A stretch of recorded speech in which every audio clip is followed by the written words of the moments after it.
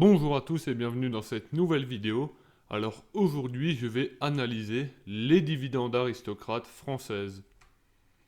Alors comme d'habitude, cette vidéo n'est pas un conseil en investissement mais juste un partage de l'auteur. On va tout d'abord commencer par ma définition des dividendes aristocrates parce que ça peut varier selon les investisseurs. Mais selon moi, une dividende aristocrate française du moins se caractérise par une entreprise qui n'a pas réduit son dividende, une entreprise qui a pu maintenir son dividende sur 2 ou 3 années consécutives par exemple, là on a l'exemple avec Legrand, qui a décidé de maintenir son dividende de 2019 au même niveau que celui de 2018, et un historique de quelques années minimum. On va commencer avec l'entreprise numéro 1, Legrand. La croissance moyenne du dividende de Legrand depuis 2005 est de 8,07%, ce qui est pas mal du tout. D'un point de vue fondamental, on peut voir que Legrand est une entreprise solide financièrement. La croissance moyenne du chiffre d'affaires est de 4,5% depuis 2003. Et pour le résultat net, c'est plus conséquent avec une croissance moyenne depuis 2004 de 20,96%. Enfin, la dernière partie, niveau payout ratio, le payout ratio de Legrand est en moyenne de 53%. 53% est selon moi le juste équilibre entre distribution des bénéfices aux actionnaires et réinvestissement des autres bénéfices.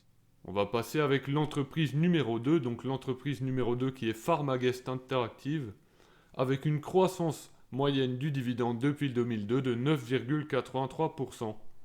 On va passer aux fondamentaux de Pharmaguest Interactive qui sont selon moi encore meilleurs que Legrand, d'un point de vue croissance bien sûr, avec une croissance moyenne du chiffre d'affaires depuis 2009 de 6,4% et une croissance moyenne du résultat net de 10,94% sur la même période.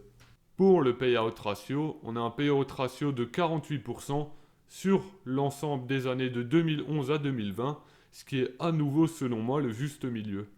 En entreprise numéro 3, une entreprise connue de beaucoup d'investisseurs, Sanofi.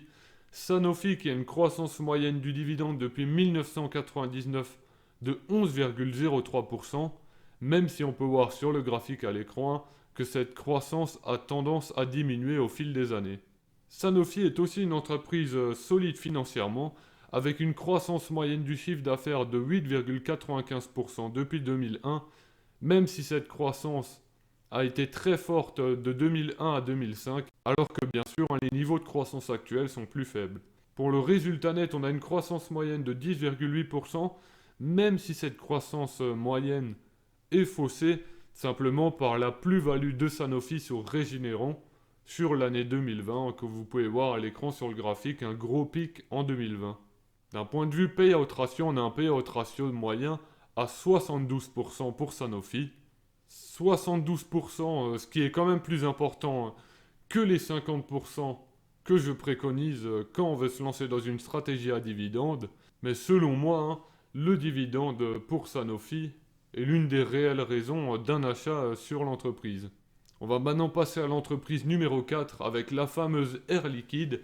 Air Liquide qui affiche une croissance moyenne du dividende depuis 1998 de 7,89%.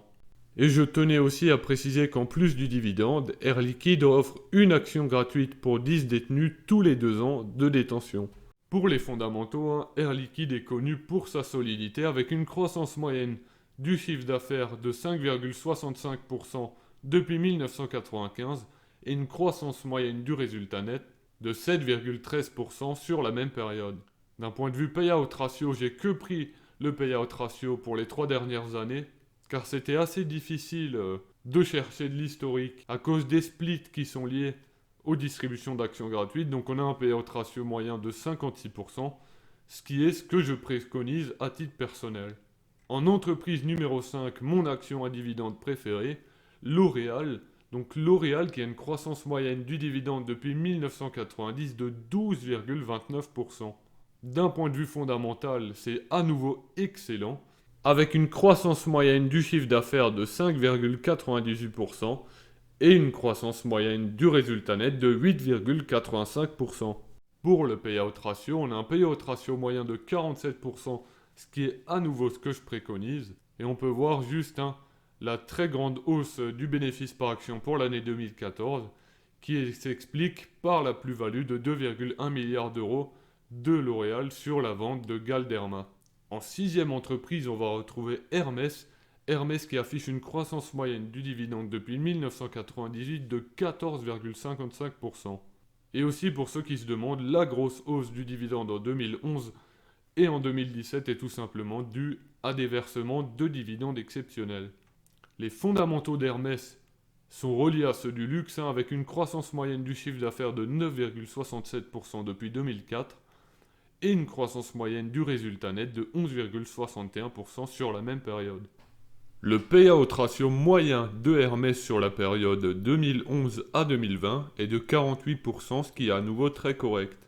En entreprise numéro 7, on va trouver une très jeune entreprise qui est GTT, avec une croissance moyenne du dividende depuis 2013 de 14,55%.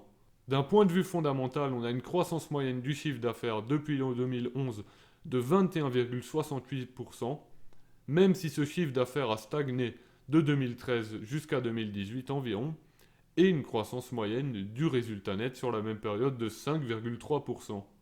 Même si à nouveau ce résultat net a connu une très belle augmentation sur l'année 2020. D'un point de vue payout ratio, et c'est ce qu'on reproche souvent à GTT, c'est que le payout ratio moyen de 2013 jusqu'à 2020 est de 80%. C'est assez élevé, mais je pense que c'est à nuancer en rapport avec les marges de GTT qui sont juste énormissimes. En entreprise numéro 8, entreprise que j'ai moi-même en portefeuille, Rubis, avec une croissance moyenne du dividende depuis 1994 de 8,28%. D'un point de vue fondamental, on a à nouveau une belle entreprise, avec une croissance moyenne du chiffre d'affaires depuis 2006 de 11,84%, même si ce chiffre d'affaires a été fortement impacté par la crise de la Covid-19, et une croissance moyenne du résultat net de 15,93%. D'un point de vue payout ratio, on a un payout ratio moyen de 60%, ce qui reste encore correct par rapport aux 50% que je préconise. En entreprise numéro 9, on va retrouver une entreprise moins connue pour être une dividende aristocrate, mais c'en est quand même une selon moi, donc Obey, avec une très belle croissance moyenne du dividende depuis 2003 de 16,85%. D'un point de vue fondamental, on est à nouveau sur une très belle entreprise, avec une croissance moyenne du chiffre d'affaires depuis 2004 de 12,55%, et avec une croissance moyenne du résultat net de 18,65% sur la même période. Obey étant une entreprise que je souhaite rentrer en portefeuille. D'un point de vue payout ratio, malgré son statut de dividende aristocrate, Obey a un payout ratio vraiment très bas, un payout ratio moyen de 29% sur la période 2011-2020, ce qui est vraiment très peu et ce qui pourrait lui laisser de la marge en cas de difficultés financières. En entreprise numéro 10, on va retrouver Thermador Group. Thermador Group qui a une croissance moyenne du dividende depuis 1999 de 4,05%. On peut voir que ce dividende a tendance à stagner sur certaines années, mais j'ai quand même décidé de mettre Thermador Group par le fait que l'entreprise n'a jamais réduit son dividende. D'un point de vue fondamental, on a à nouveau une très belle entreprise avec une croissance moyenne du chiffre d'affaires depuis 1996 de 6,4% et une croissance moyenne du résultat net de 8% sur la même période. Pour le payout ratio de Thermador Group, on a un payout ratio moyen de 62% sur la période 2011-2020, ce qui est à nouveau plutôt correct. J'ai fait le tour de toutes les dividendes aristocrates françaises selon moi. La recherche des données m'a demandé beaucoup de temps, donc je vous invite à vous abonner et à liker cette vidéo, même à la partager, c'est toujours bon pour faire connaître la chaîne et pour son référencement. Rendez-vous ce week-end pour le calendrier boursier. Je suis aussi en train de rajouter des actions sur le site Dividend Annuity, donc si vous avez des actions que vous avez envie de voir sur le site, n'hésitez pas à me les proposer en commentaire. Je tiens aussi à vous rappeler que les fondamentaux que j'ai présentés dans cette vidéo sont disponibles avec le compte premium de Dividend Annuity. Un code de promotion de 50% est disponible dans la description. Je vous laisserai faire un tour dedans. Merci encore d'avoir regardé cette vidéo. Du contenu arrive très prochainement.